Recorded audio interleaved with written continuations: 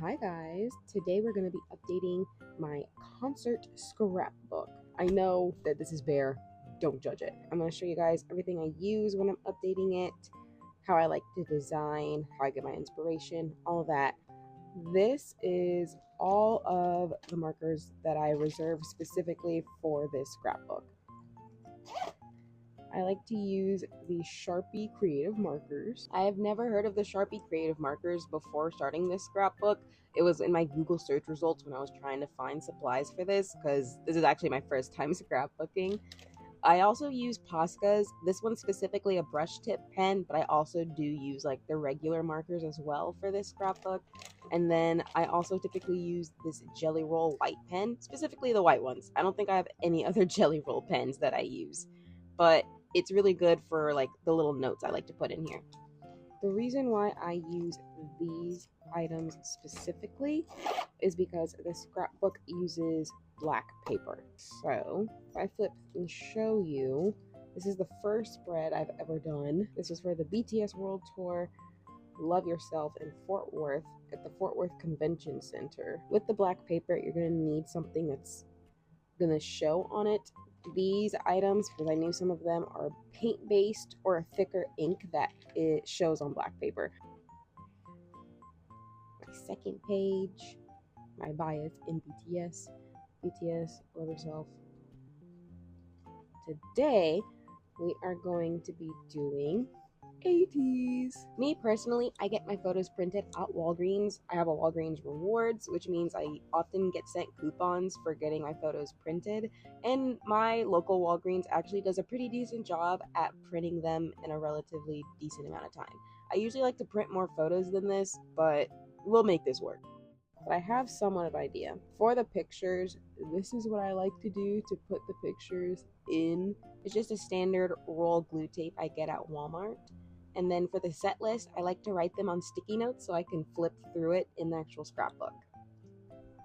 These are the scissors I will be using. First thing I like to try and do is arrange how I think I'm gonna want the photos on the page. Just kind of set where I think I'm gonna want the pictures to go. Sometimes, like you see on previous pages, I like to cut out silhouettes and layer photos on top of each other. So I'll definitely be doing something like that with these, where, sorry ATs, you might be covered in this shot to put me and my friend here and have like the crowd behind us instead of the background of that photo. But I do want ATs to be like prominent picture. I don't think I want to cut this one at all. I'll probably cut this one, put it in the corner here of layer that down there. Probably do like a silhouette of him in this area here. I do like to listen to something while I scrapbook, which is mainly why I'm doing a voiceover. Two things whenever you are cutting your pictures for scrapbooks.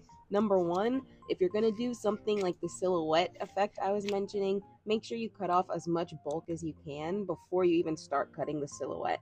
The second thing is keep a trash can handy, so that way you're putting all your scraps in the trash can immediately and clearing up your workspace. I sped up the footage here, but I'm actually taking my time when cutting out the silhouette to make sure it's as precise and as accurate as possible, which I totally recommend as well. Something like that, I think. I don't want to cut these photos. I think I'm just going to leave that like that. Here's the next silhouette that I'm going to do. So this one's a little bit of a larger photo, and I didn't cut off that much bulk because I decided to do this in sections. So you can see here, I kind of like go around my friend first, then cut off bulk. Then I work my way in this little crevice of like corner. Those little corners can be a little bit tricky, but again, just remember to take your time so that you can keep your precise and accuracy when you're doing these silhouettes. I'm not gonna lie, I did start feeling an urgency of rushing because I hadn't slept for like over 24 hours before recording this video, but I also really wanted to scrapbook for some reason. So I decided to record this anyway. But again, take your time and everything should come out pretty nice. If you start rushing like I did, then you're gonna neglect this giant chunk like me, but I'll fix it later, trust. pretty good job if I do say so myself. So when we cover 80s in this photo, or you know what, we can do something like this. We have us at the bottom, this there.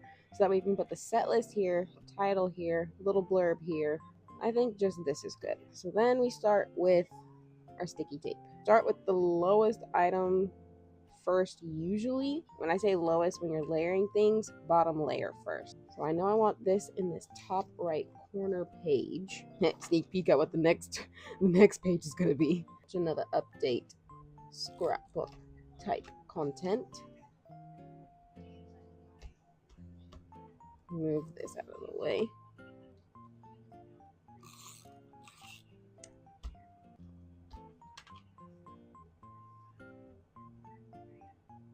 How did I have it again? Did I have it like this?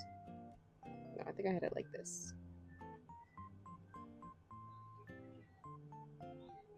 Maybe we should do it like this.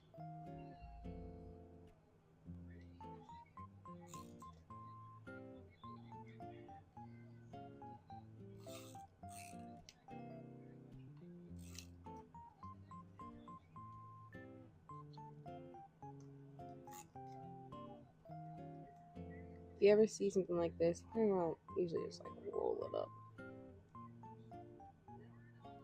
Bada bang, bada boom.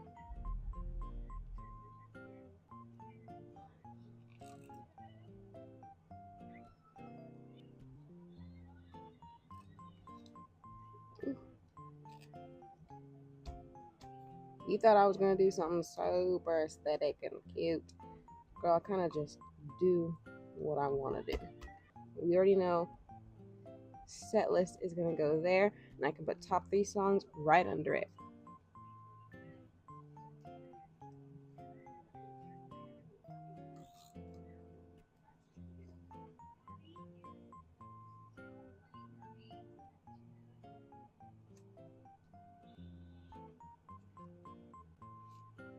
Before I stick that down, I know I literally just said do the lowest one first.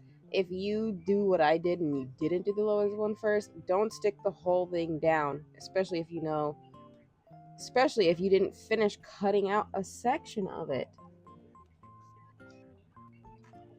Okay, much better. Especially, that's why you should always do the one at the bottom first.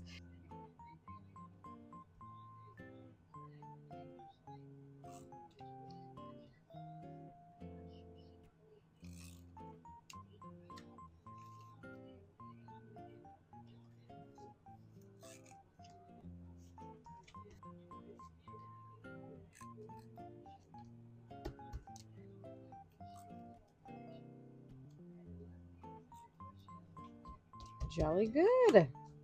Now we have everything that we want stuck in place, Now we can get into these. Because of the blues and reds happening here, that's definitely going to be the main color scheme of this. So I'm just going to grab those colors first.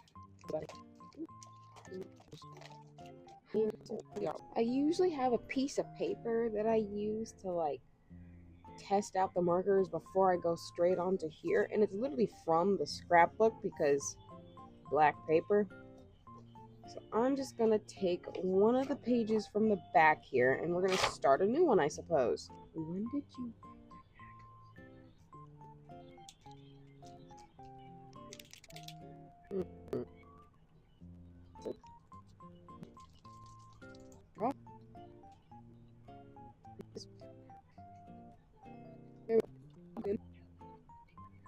Almost looks silver and metallic and gold.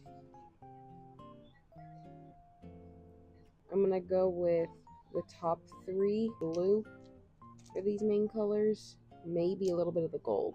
I typically like to do a test run whenever I know I'm gonna be writing a lot of text, because in the era of computers and iPhones, I'm a little bit out of practice with handwriting sometimes. And when you want it to be scrapbooked, you want it to actually look pretty nice. And sometimes you want to compare doing all caps versus regular caps, whatever. I also like to flip back to previous pages for inspiration and guidance.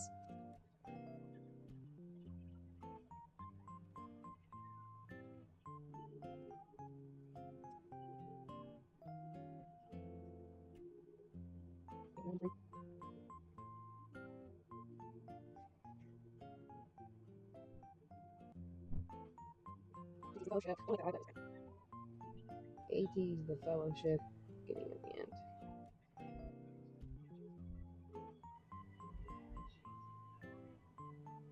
I just fucked up.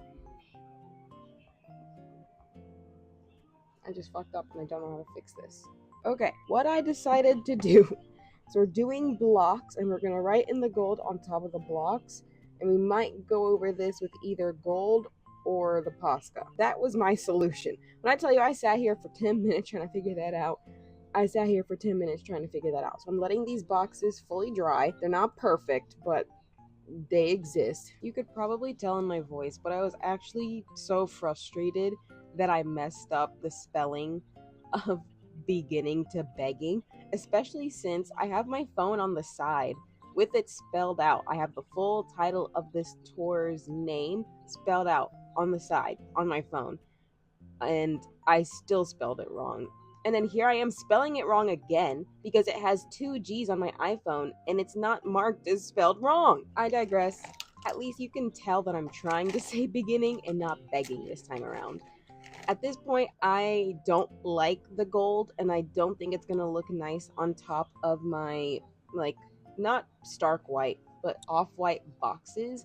So I'm trying to figure out if I should just use this black pen. I'm checking to make sure these are dry, and I'm not in love with that. It's not the cutest thing in the world, but I'm gonna keep going and see if I'll change my mind after I see the word beg. And then the paint's just scraping on the pen. It's not working.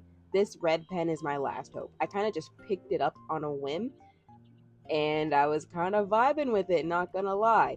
Yes, I still spelled beginning wrong, but again, my phone isn't showing as 2 G's as wrong in my notes app, so I'm gonna blame Apple on that one. Yeah, I like the highlight of the red.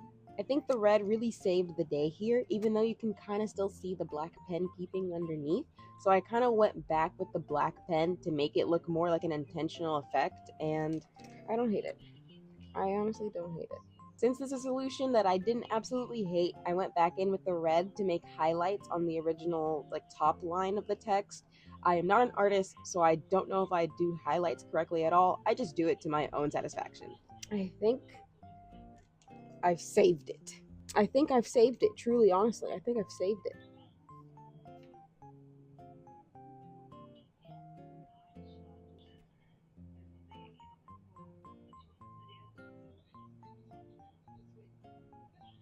Yeah, I think I ate this up. I think I fixed it. It wasn't what I originally planned on doing, but I think it looks pretty sick. There we go. This looks so good. So we've got our title. Now we just need to write our date and location, which was Texas. I said Fort Worth. When writing the location and date, I kept it simple for the date and just wrote it in the white Jelly Roll pen to keep it clear, concise, easy to read, nothing crazy. For the location, however, I wanted it to match the actual tour title, so I did grab my Posca pen to write Grand Prairie, Texas. And yes, I did misspell Prairie of Grand Prairie. Listen, when I said I did not get full night's rest before doing this video, I sure as heck didn't. But you know what? We locked in. I added a little dot to make it hopefully not super noticeable, and then went in with the red marker and then eventually the black pen to really give it that full effect of matching the rest of the title. Honestly, it's looking way cooler than I thought it was going to come out, so pat myself on the back, girl, because to come out with this after a mistake, I feel like I kind of slayed. There we go. After finishing up title, location, and date, I decided to do my next title, which is the first concert post-COVID, and I'll put a little word blurb under that. But instead of going straight into it, I decided to get the most tedious step out of the way and write the set list. I think I mentioned this earlier already, but I like to write my set list on sticky notes because I like the effect of flipping through it.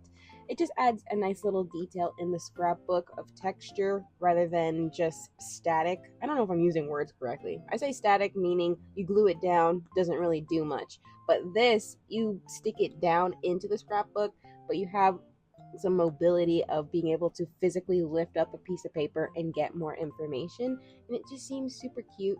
And it also is really nice in the moment while I'm writing it, because I reminisce how excited I was listening to all of these songs live in real time. And then I scour and find the playlist I made for said set list and listen to it. I think I actually listened to a BTS set list I made when I did the BTS pages previously, but I was really into my Dance Moms rewatch right now. I still am. And so that's actually what's playing on the Apple TV while I'm doing this. After getting that secured, I went ahead and did the favorite songs little section of my scrapbook spread. I did this for both BTS spreads I did, and I wanted to do it for ATEEZ, and honestly, for the rest of the spreads I'll do in the future. I'm gonna go through these songs just to make sure I finalize my 3 favorites, and I kind of cheated. I did write 2 songs under number 2, but this set list is genuinely such a good set list for reminiscent of the time when I first got into ATEEZ and hearing some of these songs that I didn't get to hear again live when I saw them a second time. So that really persuaded my picks.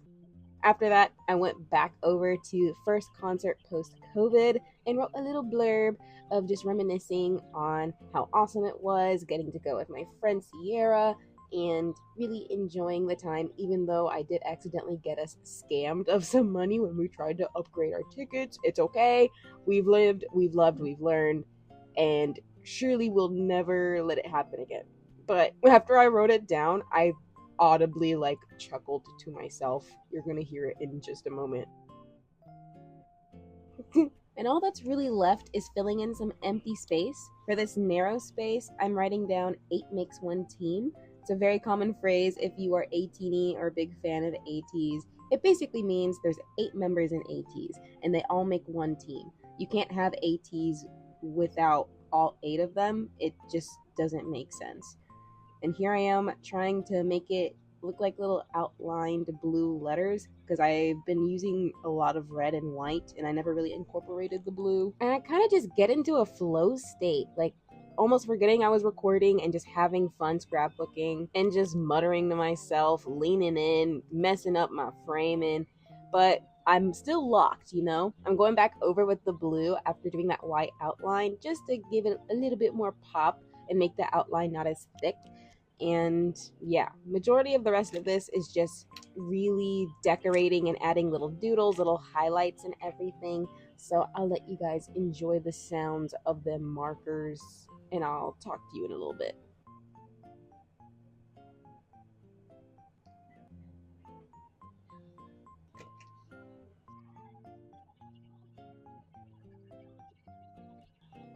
I think it came out pretty good. Living on the dance floor.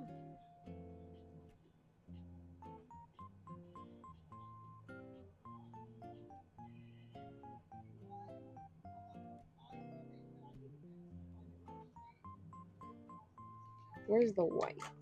You can't tell that this was a message from Yeosang in the picture, so I just want to use the white Posca.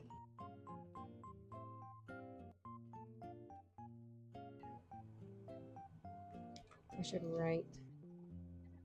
No.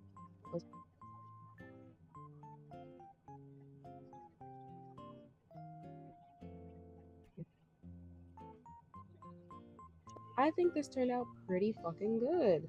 I just want to do one last thing. I want to circle where I think we were.